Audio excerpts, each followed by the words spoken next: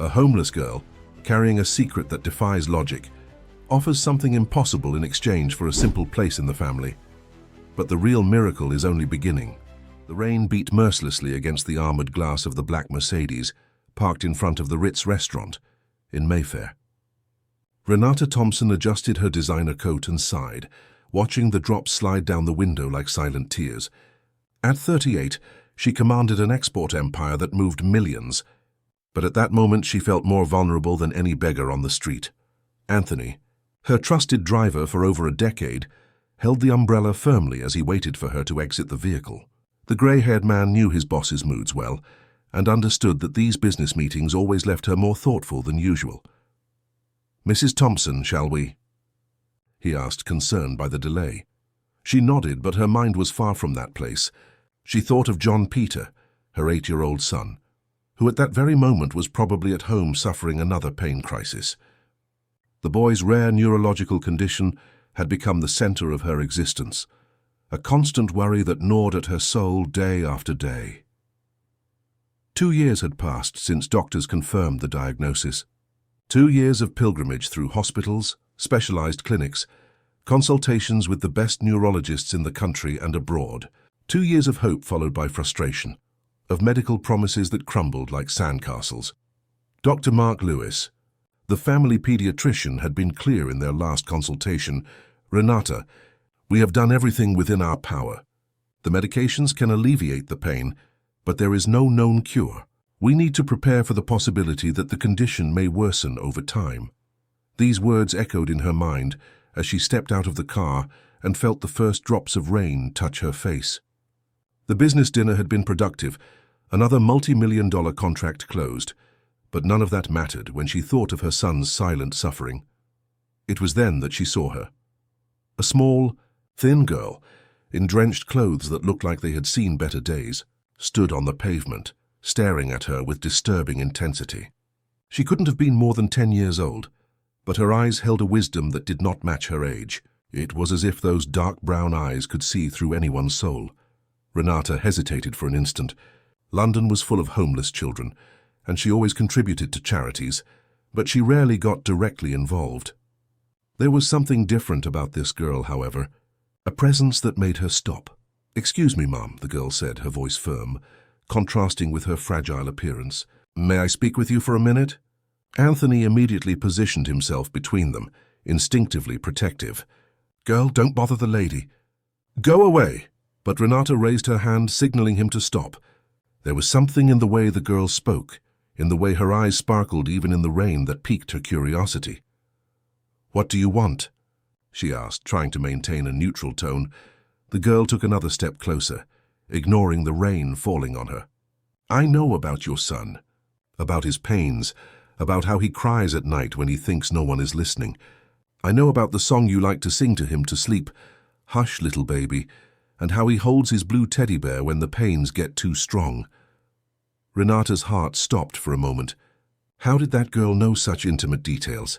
She had never mentioned these details to anyone but Mrs. Lucy, the housekeeper, and even then, not all of them. "How do you know that?" she asked, her voice almost a whisper. "I know many things," the girl replied simply. "And I know I can help your son. I can make him not feel pain anymore." Renata felt a mixture of hope and distrust.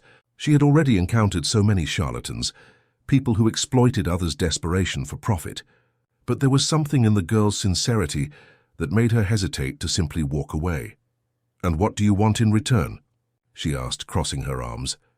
The answer came without hesitation. "I want to be his sister." For a moment the world seemed to fall silent.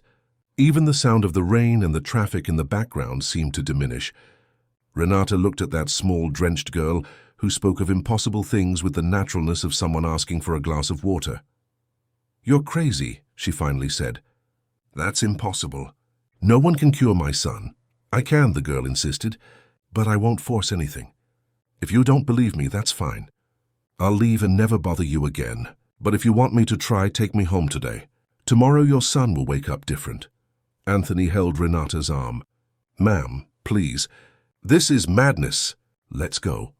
But Renata couldn't tear her gaze away from those eyes that seemed to hold more knowledge than any adult she knew.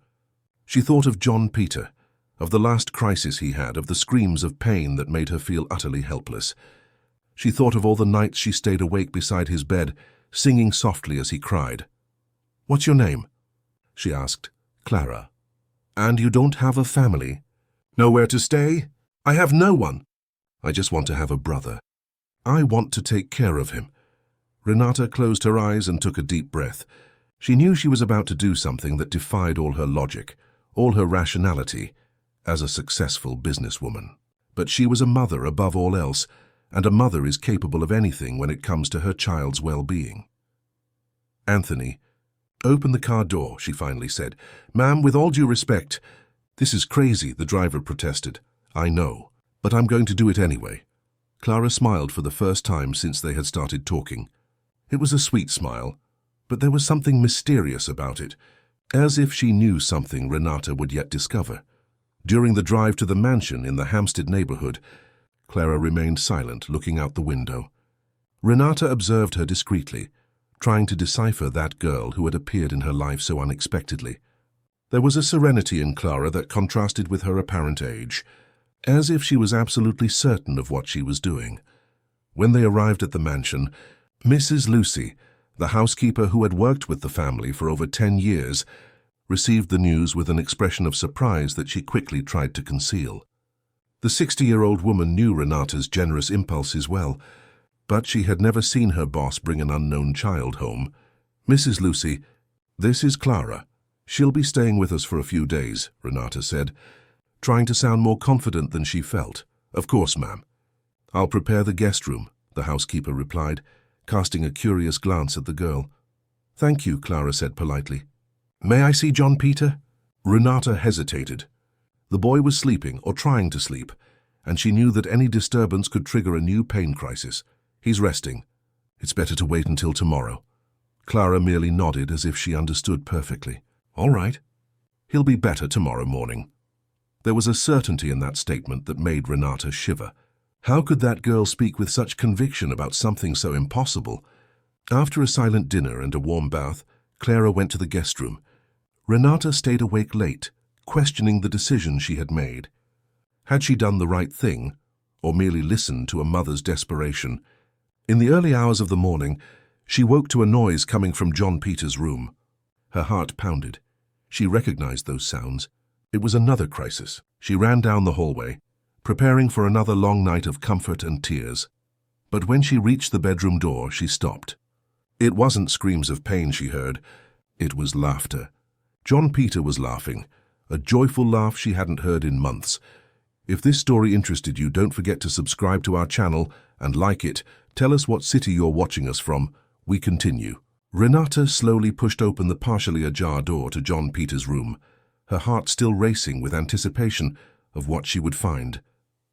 The curtains were partly closed, allowing only a few rays of morning sun to filter through the gloom. What she saw left her completely paralyzed.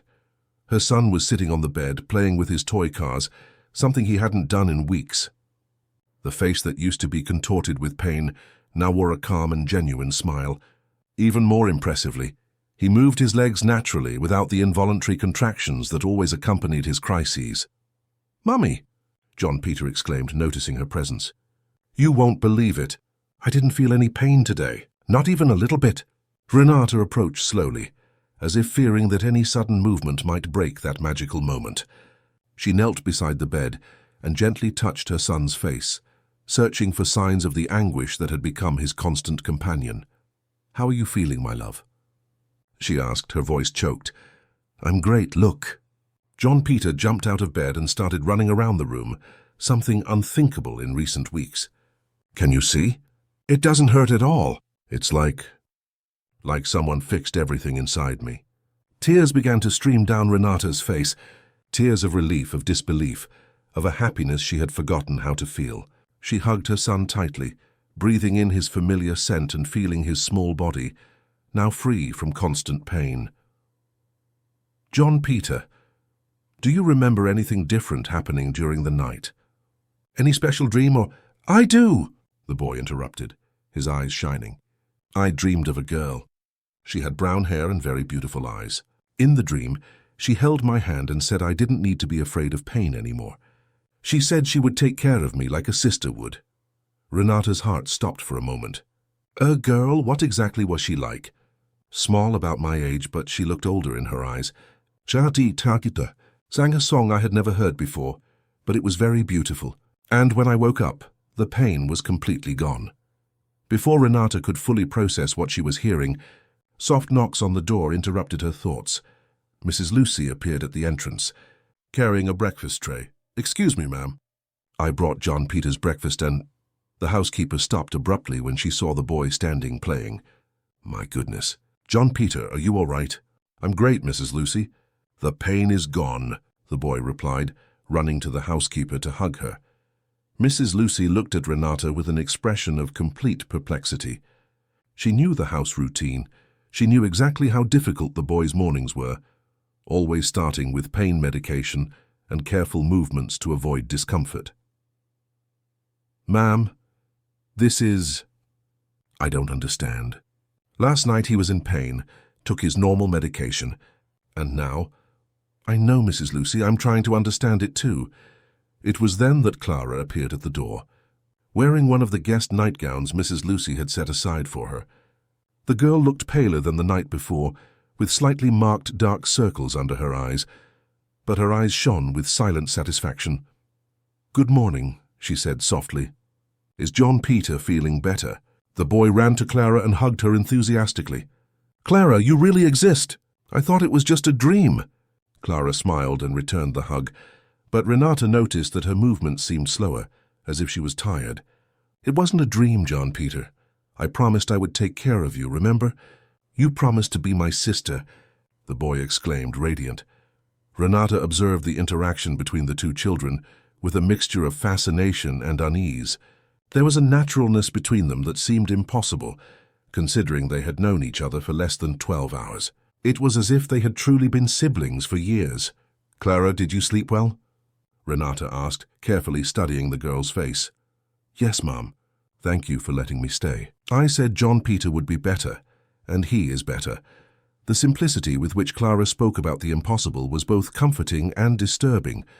Mrs. Lucy remained at the door, clearly trying to process what was happening. During breakfast, Renata observed every movement, every word exchanged between Clara and John Peter. The girl ate little, seemed distracted at times, but always paid full attention when John Peter spoke. It was a devotion that touched Renata's heart, but also worried her. "Mummy," John Peter said between bites of scrambled eggs, "can I show Clara my toys? I want her to meet all my cars." "Thyssen, of course, my love. But first we need to call Dr. Mark. He'll want to know how you're feeling." The appointment was scheduled for mid-afternoon. Dr. Mark Lewis, a man in his 50s with grey hair and gold-rimmed glasses, had known John Peter since he was a baby. When he arrived at the mansion and saw the boy running in the garden, his expression was one of complete astonishment.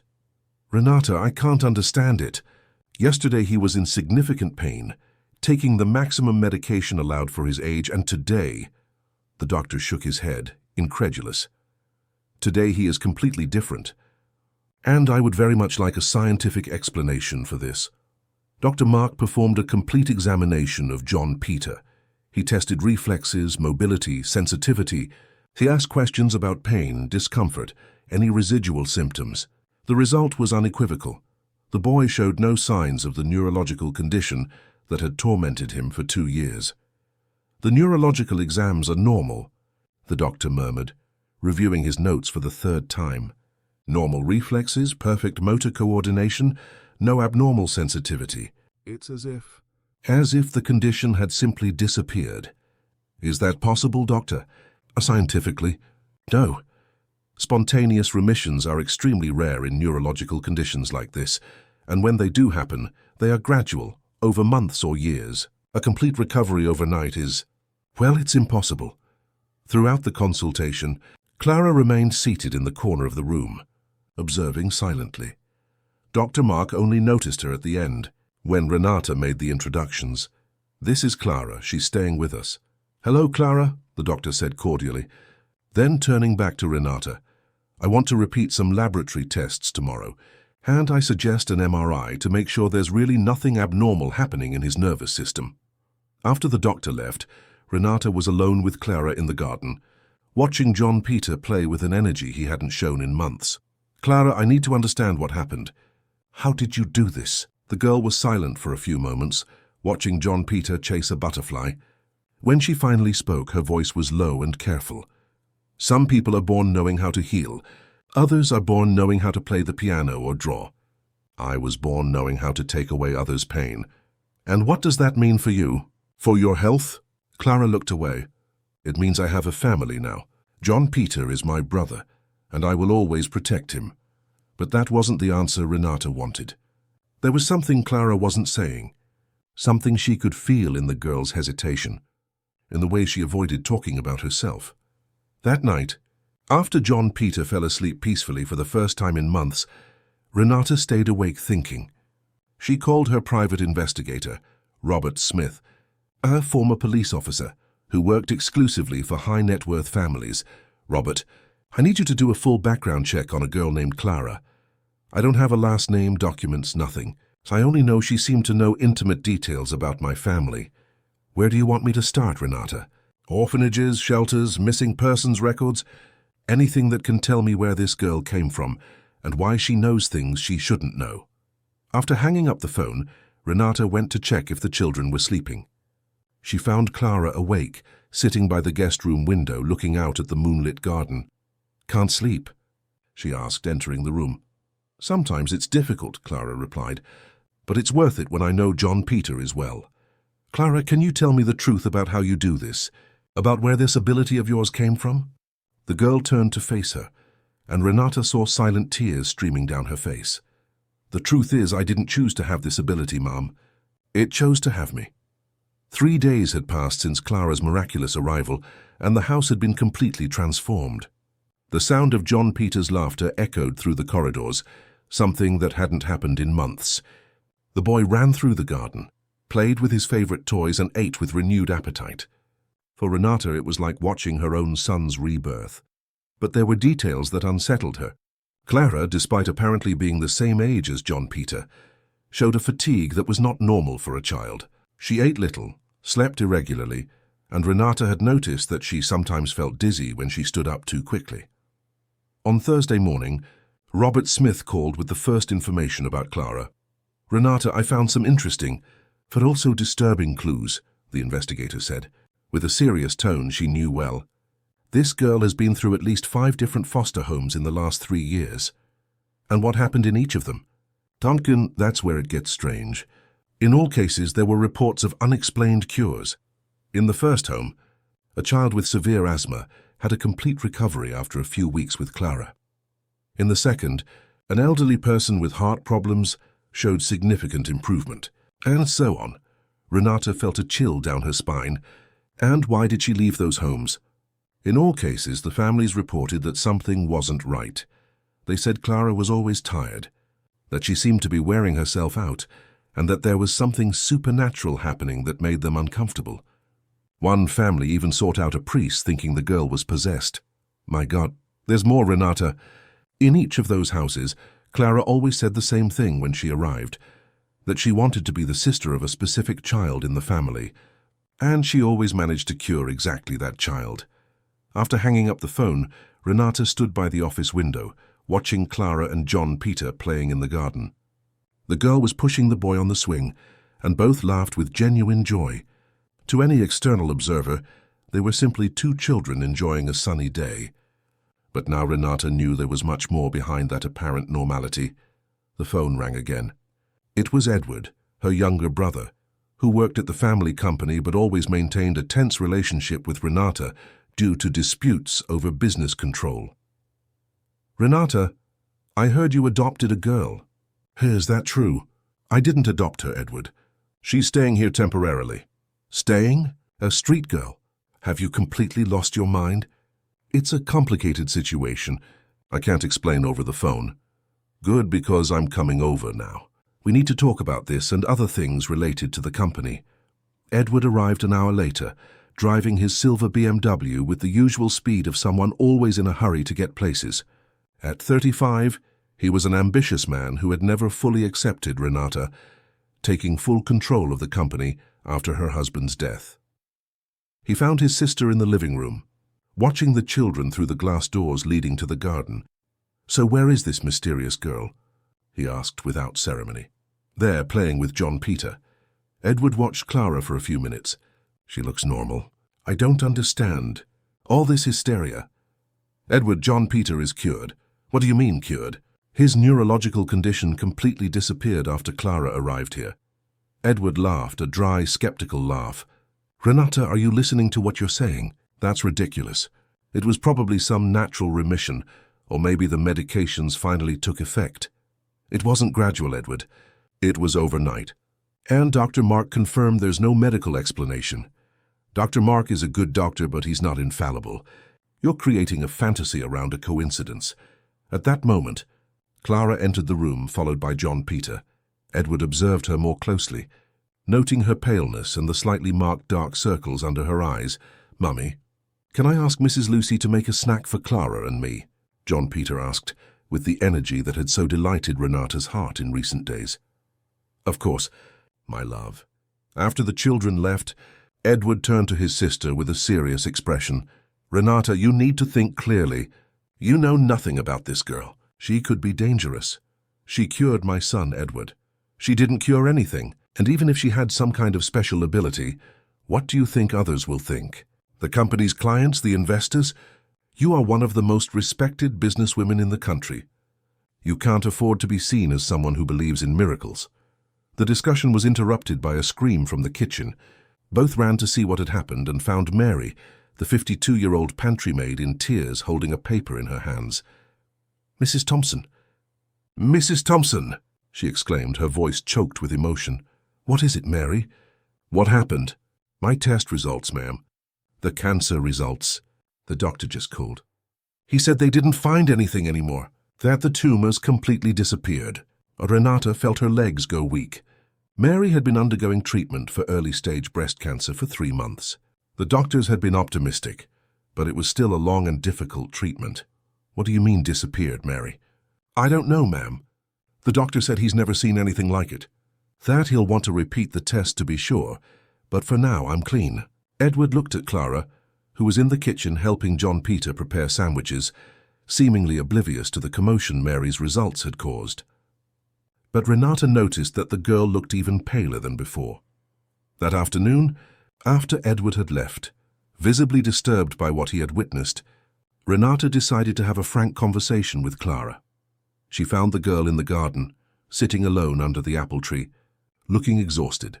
"Clara, can we talk?" "Of course, ma'am." "I want to better understand your story. Where you came from, how you discovered you had this ability." Clara was silent for a long time, looking at her own hands. When she finally spoke, her voice was low and laden with a sadness that seemed disproportionate for her age. "I always knew I was different. Since I was very young. When other children got hurt near me, they healed faster. When someone got sick, I felt a very strong need to help. And your parents? What happened to them?" "My mother got scared when she realized what I could do. She thought it was the devil's work. She took me to an orphanage when I was 6, saying she couldn't take care of a child like me." Renata's heart ached. "And since then you've been living from family to family?" "Yes, and in all of them the same thing happens. I help someone, people get scared or uncomfortable, and then I have to leave." "But why do you get so tired when you heal someone?" Clara looked up to meet Renata's gaze. There were tears there, but also an iron determination. "Because healing doesn't come from nowhere, Mom. It comes from me.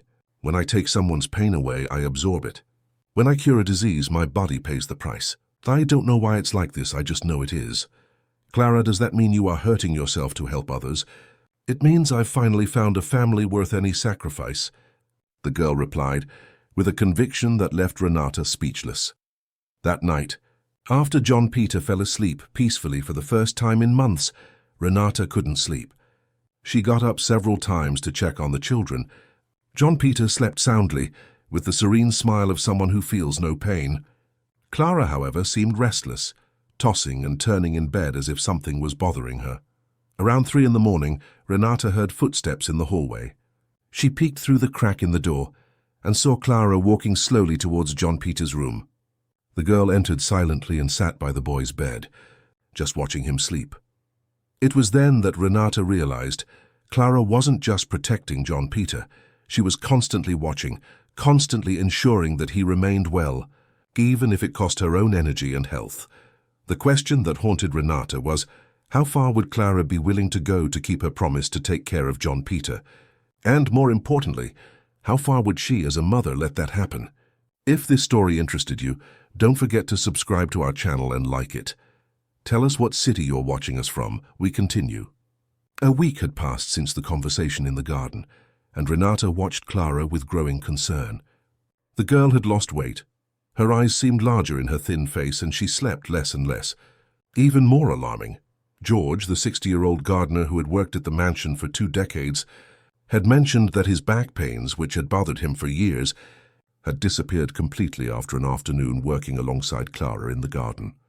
"Mrs. Thompson," George had said the morning before, "I don't know what that girl has, but since she helped me plant the new roses, I haven't felt any pain. It's as if she has blessed hands." Blessed or cursed hands, Renata thought, watching Clara slowly play with John Peter in the living room. Each miracle seemed to cost her a little more of her vitality. It was on that Friday afternoon that the doorbell rang. Interrupting the apparent tranquility of the house, Mrs. Lucy answered and returned with a worried expression. "Ma'am, there's a lady here from social services. She says she needs to speak with you about Clara." Renata felt her stomach clench. She knew this moment would come sooner or later. Edward had carried out his threat. The woman who entered the room was professional and cordial, but there was determination in her green eyes. She introduced herself as Dr. Patricia Miller, a social worker from the state government. "Mrs. Thompson, I received a report about a minor living in your residence without proper legal documentation. I need to verify the child's conditions and understand the situation." "Of course, doctor. Clara is temporarily under my care. I am arranging all the necessary documentation." "I understand. I would like to speak with the girl if possible." Clara was called to the room. Despite her fragile appearance, she answered the social worker's questions with surprising clarity and maturity for her age. "Clara, do you feel safe here?" Dr. Patricia asked. "Yes, ma'am. This is the first home where I truly feel like I have a family." "And what do you do here?" "What's your routine?" "I take care of John Peter. I am his sister." "Sister? But you are not blood siblings, correct?" "Not by blood, but by heart. I promised to take care of him, and that's what I do." Dr. Patricia asked a few more questions, carefully observing Clara's responses. Then she asked to speak with Renata privately. "Mrs. Thompson, I need to be frank. The girl shows signs of malnutrition and extreme fatigue. This is concerning. She arrived here in those conditions. We are taking care of her nutrition and health. But she seems to have worsened since she arrived. And there's something in her answers that worries me. She talks about taking care of your son as if it were an obligation, not like a normal child playing with a friend." "Doctor, I can assure you that Clara is not forced to do anything here. She acts of her own free will. That's exactly what worries me. A 10-year-old child shouldn't feel responsible for another person's health. This could indicate trauma or inappropriate conditioning." The conversation was interrupted when John Peter ran into the room, followed by Clara, who walked more slowly. "Mummy, Clara taught me a new trick. Look." The boy did a small pirouette that would normally have been impossible due to his previous condition. Dr. Patricia observed the scene carefully. "John Peter, can you tell me how you feel when you are with Clara?" "I feel protected," the boy replied without hesitation. "It's like she's a guardian angel who came to take care of me." "And Clara, how do you feel when you are with John Peter?" The girl smiled, but Renata noticed the tiredness in her eyes. "I feel complete, like I've found my place in the world."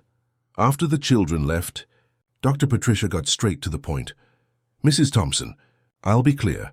I cannot allow this girl to remain here without a complete psychological evaluation and appropriate legal documentation. Furthermore, I need to understand why she is physically deteriorating." "What does that mean exactly?" "It means Clara needs to be taken to a temporary institution while we conduct a full assessment of her situation. If everything is in order, we can discuss her staying here through the appropriate legal channels." "No." The answer came before Renata could control it.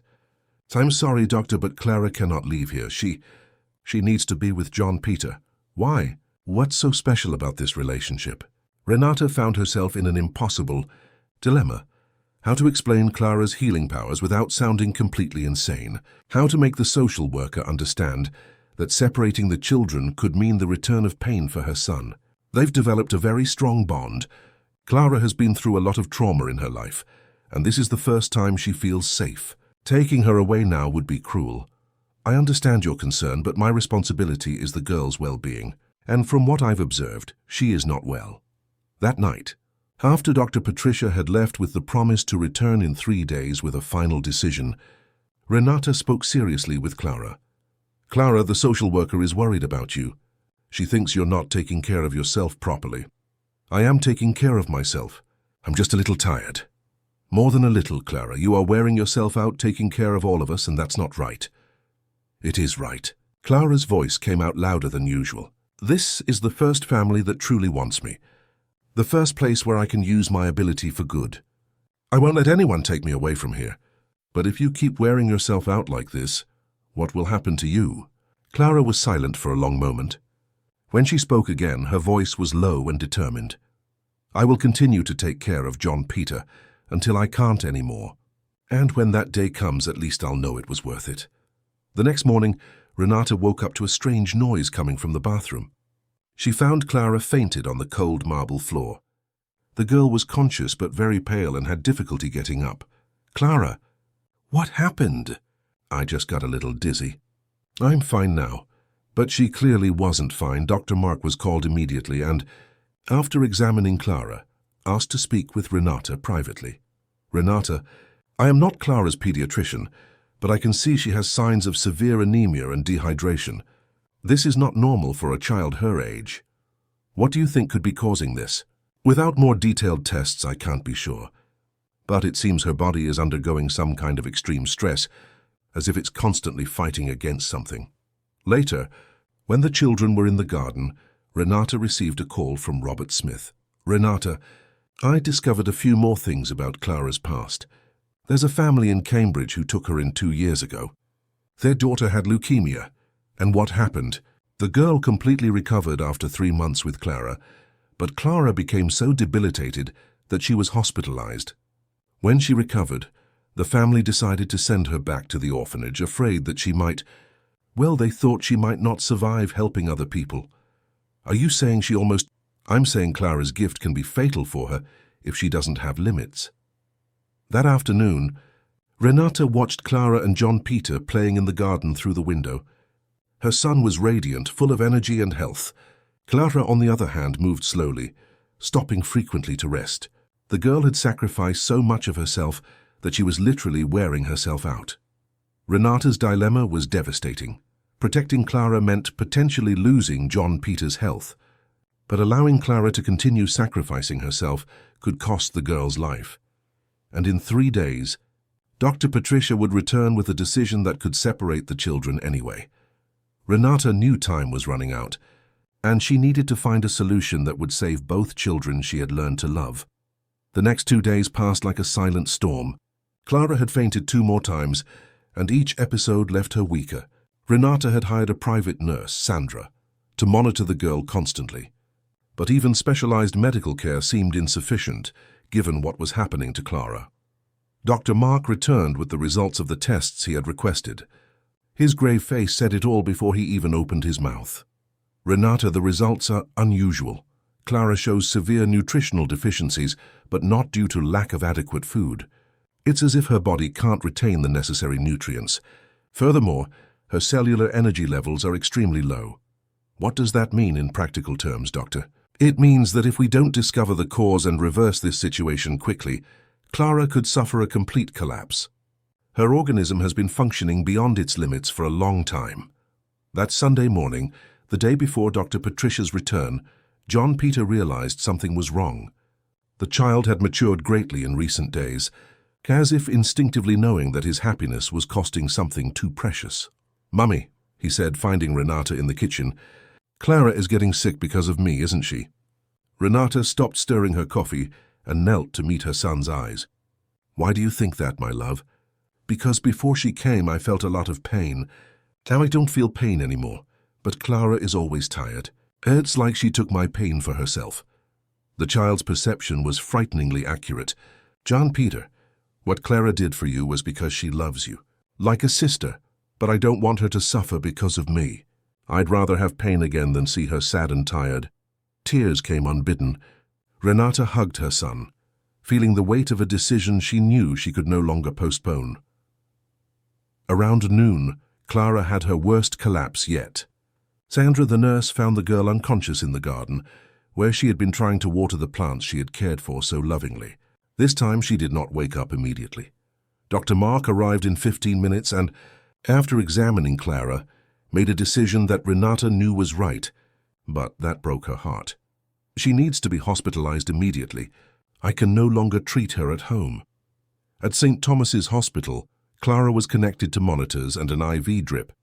The doctors were perplexed by her case, a seemingly healthy child presenting symptoms of extreme exhaustion without apparent cause. John Peter insisted on accompanying Clara to the hospital. During the ambulance ride, he held the unconscious girl's hand and murmured, "Clara, you don't have to protect me anymore. I'll be fine on my own." It was then that something no one expected happened. Clara slowly opened her eyes and looked directly at John Peter. "I can't stop," she whispered, her voice almost inaudible. "If I stop, you'll start feeling pain again. It doesn't matter. I don't want you to suffer for me. But I promised I would be your sister forever." John Peter, with the wisdom of a child who had matured too quickly, said something that echoed in the hearts of all the adults present. Real siblings protect each other. "Clara, and I need to protect you too." At the hospital, while Clara was being examined, Renata received a call from Dr. Patricia. "Mrs. Thompson, I heard the girl was hospitalized. This confirms my concerns. When Clara is discharged, she will be transferred to a specialized institution where she can receive appropriate care." "Doctor, please, let me explain. The situation is more complex than it seems. I'm sorry, but my decision is final. Clara will be removed from your custody tomorrow." That night, while Clara slept sedated in the hospital, Renata stayed by her bed, holding her small, cold hand. John Peter had fallen asleep in the armchair beside her, refusing to leave the hospital. It was during those long hours of vigil that Renata had a revelation. Watching Clara sleep, she saw beyond the mysterious girl with inexplicable powers. She saw a child who had been abandoned, rejected, and forced to carry a burden no child should carry. Clara wasn't just healing others. She was desperately trying to find a place where she was loved and accepted. Around 3 a.m, Clara woke up.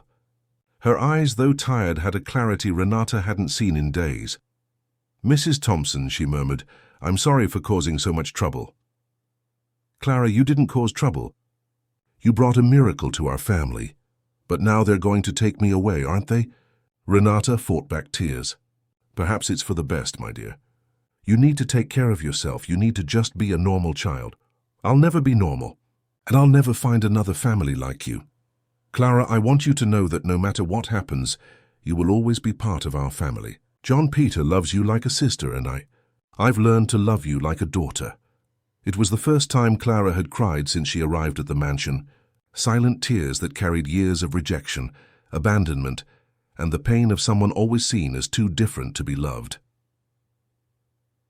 The next morning, Dr. Mark arrived with unexpected news. He had consulted a colleague specializing in rare cases, Dr. Philip Davies, who worked with children with special abilities. Renata.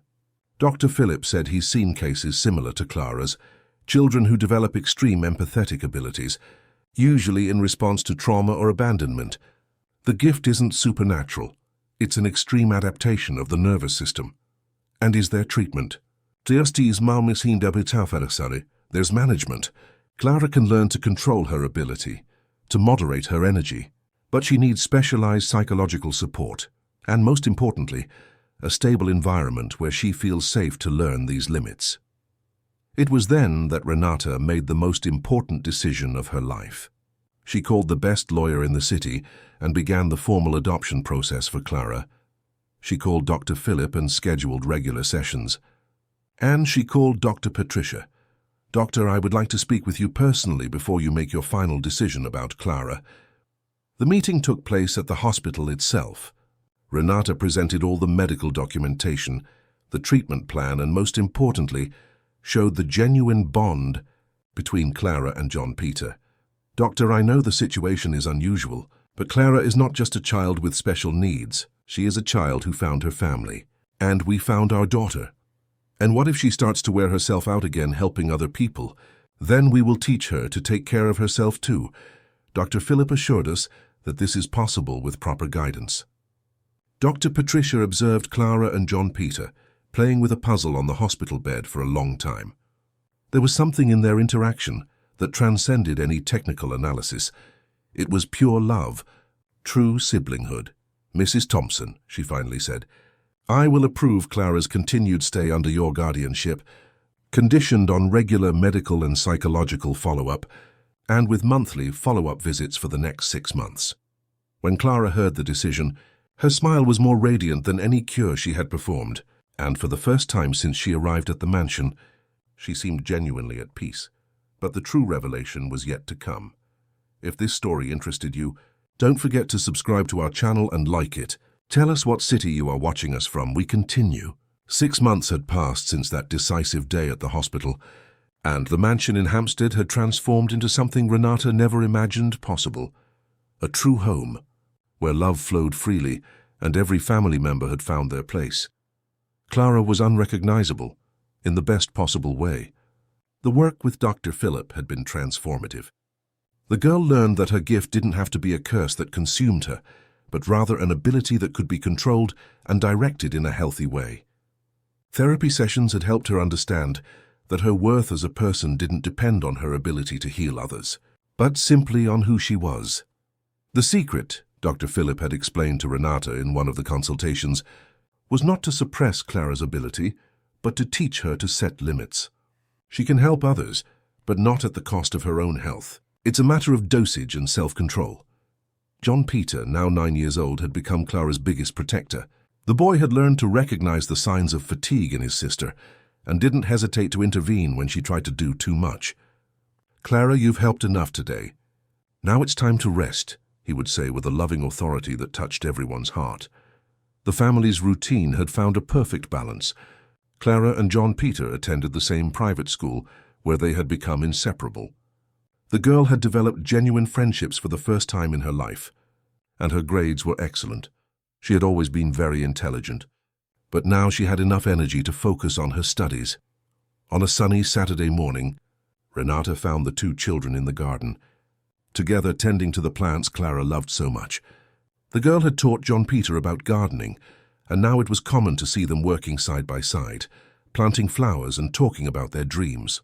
"Mummy, look," John Peter shouted, pointing to a jasmine bush they had planted 3 months ago. "It's blooming." Clara smiled, a smile that now reached her eyes. "I said if we took good care of it, it would bloom at the right time." Renata observed the scene with a full heart. There was something deeply symbolic in those words, taking good care, blooming at the right time. That was exactly what had happened to her family. Edward, who had initially been against Clara's presence, had succumbed to the girl's charm and personality. During one of his last visits to the company, he had confessed to his sister, "You were right, Renata. Clara wasn't a problem to be solved. She was a blessing to be embraced." Mrs. Lucy had become a kind of surrogate grandmother to Clara, teaching her to cook and telling family stories. Mary, the pantry maid who had been cured of cancer, treated Clara with respectful gratitude, but also with the affection of someone who recognized a special child. George, the gardener, had become Clara's mentor in the art of gardening. The 60-year-old man said he had never seen anyone with such natural talent for making plants grow. "She has blessed hands," he would repeat, unaware of how literal that statement was. On a Thursday afternoon, Dr. Philip had his last official consultation with Clara. It had been a long and careful follow-up, but now he was confident that the girl had learned to balance her gift with her own health. "How do you feel now, Clara?" the doctor asked. "I feel complete," she replied thoughtfully. "Before I only felt useful when I was healing someone. And now I know I can be useful in many different ways, by being a good sister, a good student, a good friend." "And about your special ability? How have you been dealing with it?" "I learned that I can help people in many ways, not just by curing diseases. I can comfort them when they are sad. I can help them with their studies. I can simply be present when they need me. And when I feel I can use my ability for something important, I do it carefully without exhausting myself. Dr. Phillips smiled. That's exactly what we hoped you would learn. That night, during family dinner, a tradition that had been established since Clara's arrival, Renata made a special announcement. Children, I have important news to share. Clara and John Peter stopped eating and looked attentively at their mother. Clara's adoption papers have finally been approved. Officially, she is now my daughter and your sister, John Peter. Clara dropped her fork and her eyes filled with tears of joy. Forever. Forever, Renata confirmed. You are a Thompson now, Clara, officially and legally. John Peter jumped out of his chair and hugged Clara tightly. I told you were my real sister. It was a simple but deeply significant celebration. Mrs. Lucy brought a special cake she had secretly prepared, and the entire family, including the staff who had become part of this extended family, toasted to the new beginning. Later, when the children were asleep, Renata stood in the garden, reflecting on the extraordinary journey they had taken. She thought of how it had begun, a desperate mother willing to believe in the impossible to save her son, and it ended with much more than she had dreamed of, a complete family united by the purest love that exists. Clara had healed John Peter, that was true, but in the process, she had also healed something in Renata that she didn't even know was broken. The successful businesswoman had rediscovered her capacity to love unconditionally, to embrace the inexplicable, to see beyond appearances. And John Peter had gained much more than health. He had gained a sister who loved him as no one else could, someone who had chosen to care for him not out of obligation, but out of pure fraternal love. 2 years later, on a Sunday morning, Renata watched Clara and John Peter play in the garden with other school friends. The girl had grown, gained weight, and her eyes sparkled with a joy that seemed to radiate to everyone around her. She still had her special ability, but now she used it with wisdom and moderation. John Peter, now 11, remained completely healthy. Sometimes he felt small pains, like any normal child, but nothing compared to the debilitating condition that had afflicted him for years. And whenever that happened, Clara was there not to magically heal but simply to comfort him as a sister. "Mummy," Clara said, appearing beside Renata on the veranda, "can I ask you a question?" "Of course, my love." "Do you ever regret bringing me home that rainy night?" Renata pulled her daughter into a hug. "Clara, that was the best decision I ever made in my life. You didn't just save John Peter, you saved our entire family." "What do you mean?" "Before you arrived, we were just two people living in the same house, united only by pain and worry. You taught us that a real family is made of love, mutual care and acceptance. You taught us that real miracles are not just about physical healing, but about healing the heart." Clara smiled and looked at John Peter, who was teaching a new friend to plant seedlings in the flower bed they had created together. "You know what else I learned, Mummy? I learned that everyone has a special kind of gift. Mine is healing. John Peter's is making people laugh. Yours is taking care of all of us. And when we use our gifts to take care of each other, it creates something even more special." "And what is that?" "A real family." That afternoon, as the whole family prepared Sunday lunch together, a tradition that had become sacred in the Thompson household, Renata realized that her life had become exactly what it always should have been, full of love, laughter, mutual care, and the certainty that, no matter what happened, they would always have each other. Clara had found her family forever. John Peter had found not only health, but a sister who would be his companion for life. And Renata had discovered that sometimes the greatest miracles come disguised as small, rain-soaked children offering exactly what we need most, even when we don't know we need it. End of story. Dear listeners, we hope that the story of Renata, John Peter, and Clara has touched your hearts as much as it touched ours. This narrative reminds us that true love always finds a way to flourish, even in the most challenging circumstances, and that a family is defined not only by blood ties, but by the ties of the heart. To continue this emotional journey with us, we have prepared a special playlist with equally captivating stories about families that form in unexpected ways. You can find it by clicking here to the side. If this story awakens something special in you, don't forget to subscribe to our channel and leave your like This helps us continue to bring narratives that celebrate the transformative power of unconditional love. Every day we share unique stories that explore the beauty and complexity of human life. Don't miss our next content and tell us in the comments, what moved you most in Clara's story? We await you there below, sharing your reflections on this journey of love, healing, and family.